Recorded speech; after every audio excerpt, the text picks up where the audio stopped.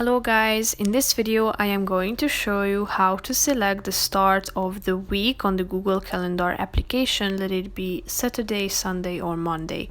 But first I just want to mention, don't forget to subscribe to my channel because at 10,000 subscribers I am going to show you my whole YouTube revenue statistics and growth strategy, how to make money online. So let's jump into it.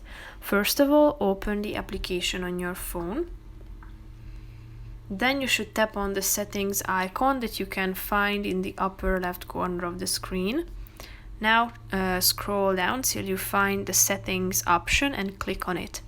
Now tap on the general section and then click on the first option saying start of the week. So at this page you are ready to select which day would you like to be the starting day of your week. When you are planning your week and doing your schedule, so you can select from Saturday, Sunday or Monday. So click on the relevant one, thereby updating this function of the application. So that's pretty much it for this video. I hope you found it helpful. If you did, consider subscribing and see you in the next video. Bye bye.